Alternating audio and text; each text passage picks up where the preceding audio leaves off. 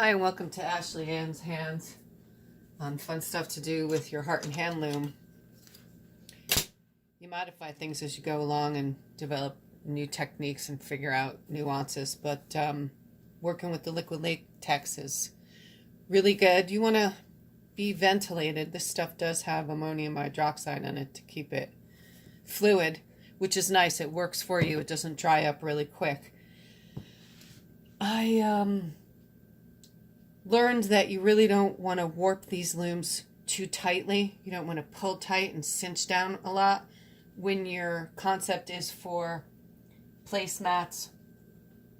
You want to keep them loose. It works easier. I learned that the hard way when I warped one down really tight.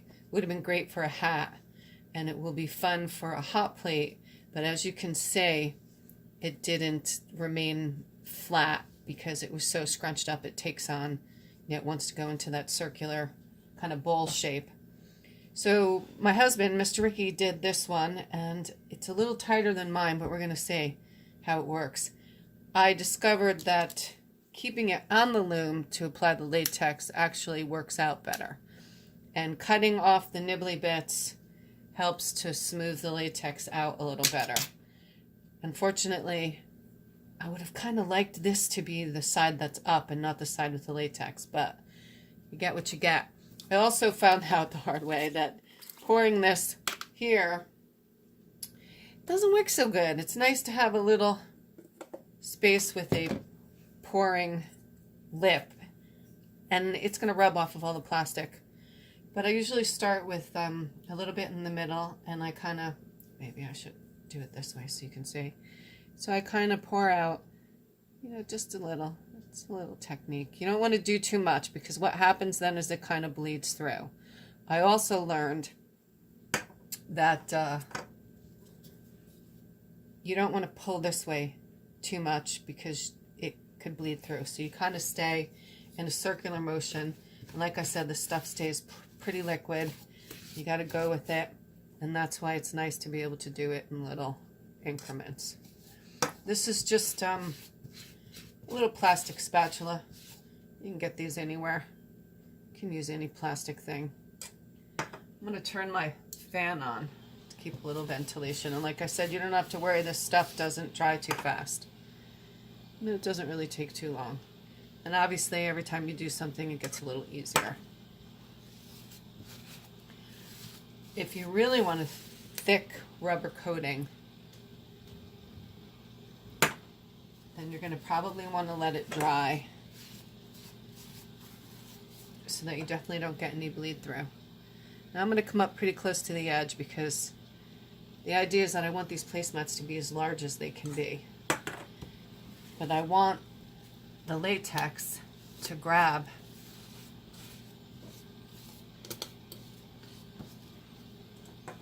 you can see I'm doing this on a glass surface. It just so happens to be my glass stove.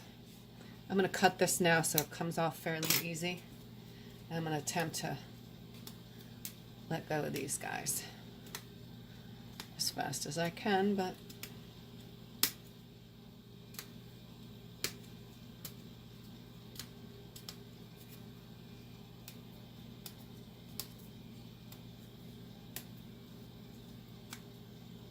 the idea is that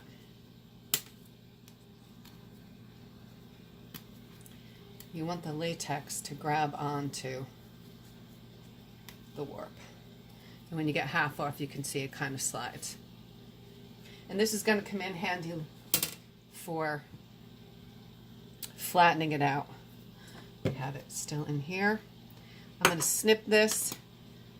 I don't even need to tie this off because the latex is going to grab onto it and keep it where it needs to be. So here we go again. I'm going to pour a little bit closer to the edge.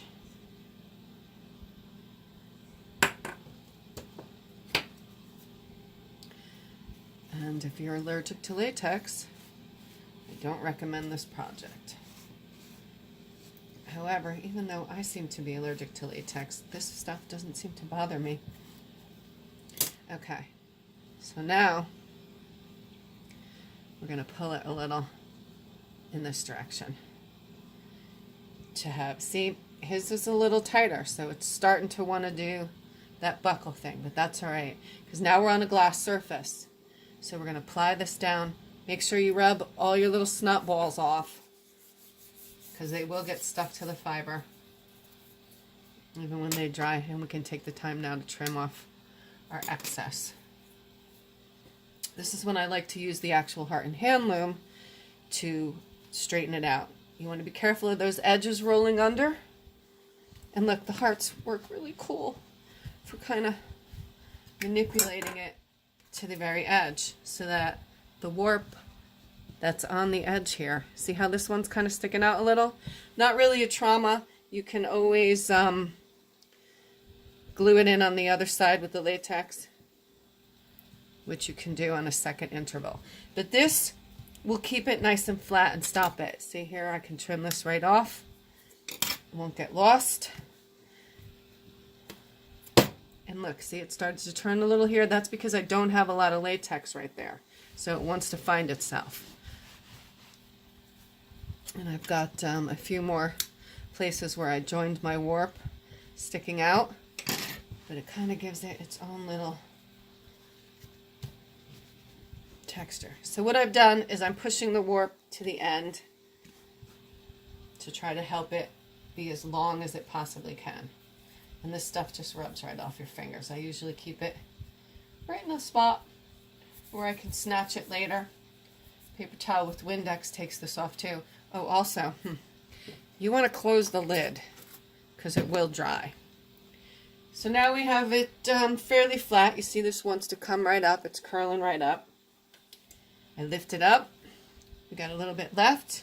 No big deal.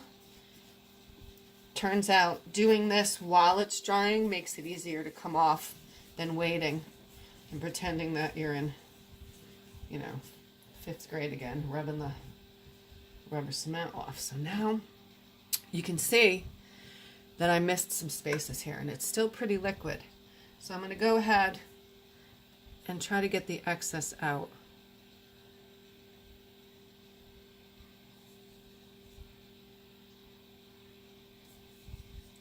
Like I said, if you have an allergy to this stuff or you find it disgusting, you might want to try a little plastic spoon or just put some more out. So basically, I'm trying to get my little warps to stick. And it's already becoming pliable and starting to dry, which is good. I'm definitely going to need some more. A little dab will do you. And try to work that edge without it coming through and bleeding to the other side.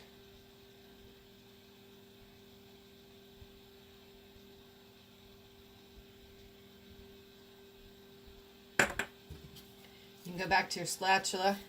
You want to make sure that you rub off your excess.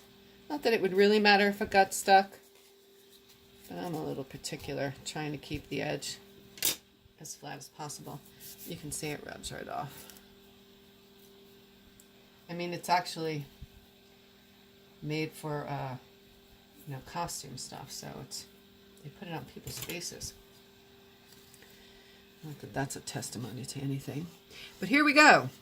It seems to be moving around lovely. And be careful in the direction. You know, I don't want to go out too much. Like I said, it might separate, although it's kind of taking a nice shape. And you can sort of stick them in. And if you were really particular, you could go back after this dries. All right, so we're still on a fairly clean surface. We flip it over without using, you know, any glue on our hands. We can get a little particular, place our loom back on there. It works really well. I was actually using a candle to hold it down. But if the fan hits it directly, it dries pretty quick at this process. At this point in the process, it dries pretty quick. I was actually going to try to make some red and green placemats or hot plates or whatever for the holidays. So here we go. It's taking a nice shape. you can work it. Lift that puppy up. Same deal. Kind of roll it around. I might have let it stay a little longer if I wasn't videoing, but I think we'll be okay. And then you can aim your fan right down on it, and it shouldn't pucker too much. Having said that, I'm trying to make a set. Here they are. They should all match nicely nice. This would look really cool on a wood dining room table, or even if you just, had candles or something you wanted to put on it. Of course, candles in a jar, that won't cause a problem. It's fun to experiment with the heart and hand loom and all the crazy things that you can do. You don't have to put latex on it. It will, if you pull it tight, like I said, it will start to make a bowl. And rather than doing a hat, a bowl might be fun too. So thank you very much for watching Ashley Ann's Heart and Hand Loom. And see us at ashleyann'shands.com. Thanks.